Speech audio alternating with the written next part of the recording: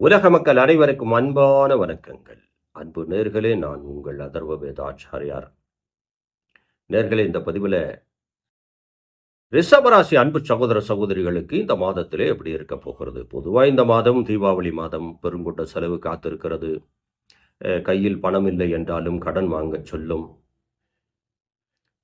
எப்படியாவது தீபாவளியை நாம் வெடிவெடித்து கொண்டாட வேண்டும் அப்படின்னு மனதிலே ஒரு தூண்டல்கள் ஏற்படும்.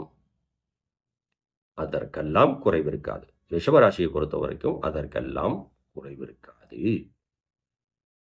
காரணம் என்ன அப்படின்னா, உங்க ராசிக்குள்ள குரு பகவான் இருக்கிறார், தனக்காரகன் இருக்கிறார். ஆனால் மறைமுகமாக இருக்கிறார். உங்க வீட்டுல வந்து ஒளிஞ்சு இருக்கிறார்னு வச்சுக்கோங்க. ரிஷபராசி அன்பு சொந்தங்களே, இந்த மாதத்துல தொழில் சிறப்பாக நடக்கும். வியாபாரிகளுக்கு நல்ல லாபம் கிடைக்கும். அரசு சம்பந்தப்பட்ட அரசியல்வாதிகளுக்கு ஒரு பொருளாதார நெருக்கடி கலந்த ஒரு மன மகிழ்ச்சி இருக்கும். கொடுக்கல் வாங்கலிலே கவனமாக இருக்க வேண்டும். அதே நேரத்தில் ரிஷபராசி அன்பு சொந்தங்கள் வண்டி வாகனங்களில் செல்லும் போது கவனமாக போய் வரணும். கலைத்துறை, நாட்டியத்துறை, இசைத்துறையில் இருக்கிற நபர்களுக்கெல்லாம் நல்ல லாபம் இருக்கிறது. மனதுக்கு சந்தோஷம் தரக்கூடிய செய்தியெல்லாம் இந்த மாதத்திலே காத்திருக்கிறது. அதே மாதிரி ரிஷபராசி அன்பு சொந்தங்களே, உங்களுக்கு அரசு துறையில, அரசாங்கத்துறையிலே பணிபுரிகிற நபர்களுக்கெல்லாம் வேலைப்பளு அதிகரிக்கும். வேலைப்பளு அதிகரிக்கும். அதாவது வீட்டில் ஒரு விசேஷம் இருக்கிறது, ஒரு விஷயத்துக்கு போகணும்.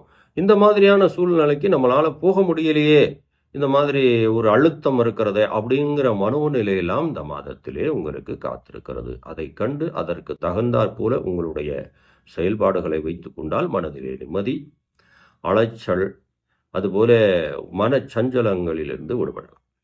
ஆனால் ரிஷபராசி அன்பு சகோதர சகோதரிகள் எதிலே கவனமாக இருக்க வேண்டும் அப்படிங்கிற ஒரு கணக்கு இருக்கு.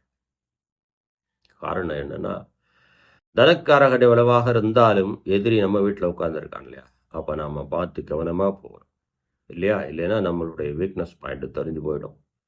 அப்படி இருக்கிறதுனால உறவுகள், பெண்கள் விஷயத்தில் ரிஷபராசி அன்பு சொந்தங்கள் கவனமாக இருக்கணும். அதே மாதிரி ரிஷபராசி பெண்கள், ஆண்கள் விஷயத்தில் கவனமாக இருக்கணும். இல்லைகள் நட்பெல்லாம் இந்த மாதத்திலே தூக்கி எறிந்து விட வேண்டும். அதே நேரத்தில் குலதெய்வ வழிபாடு ரிஷபராசிக்காரா இந்த நேரத்திலே செய்தால் மனதிலே புத்துணர்ச்சி பொங்குற அளவுக்கு ஒரு வருமானம் வர காத்திருக்கிறது. ஆனால் குலதெய்வத்தை வழிபட வேண்டும். அது ஒரு கணக்கு வச்சுக்கோங்க. அதே நேரத்தில் கன்னிராசியில் இருக்கக்கூடிய புதனும் சூரியனும் நட்பு கிரகங்கள். அப்போ குருவின் பார்வை வேற அங்கு விழுகிறது.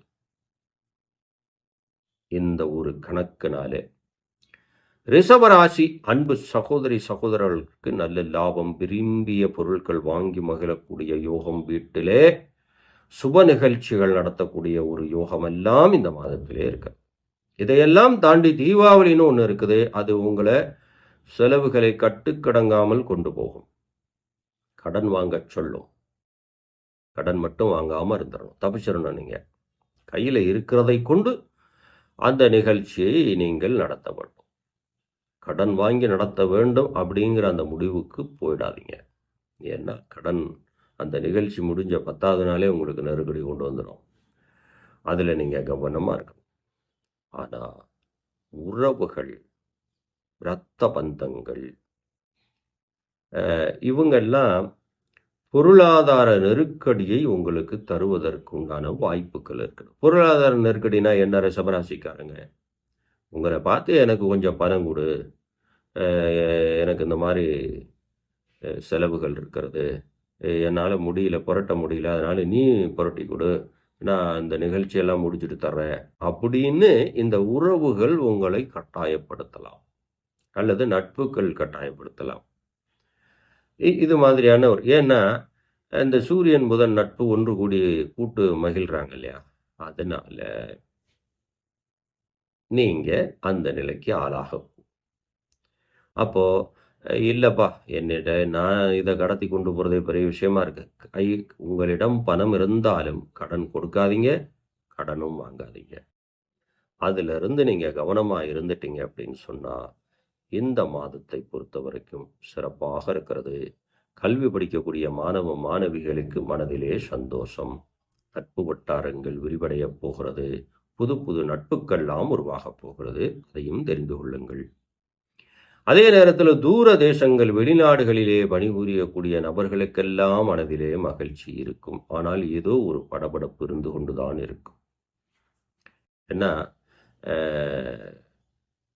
எதிரும் நட்பு சேர்ந்தா என்ன, எந்த நிமிஷம் அழிக்க விழுவாங்கன்னு சொல்ல முடியாது. அந்த மாதிரியான மனநிலை தரும்.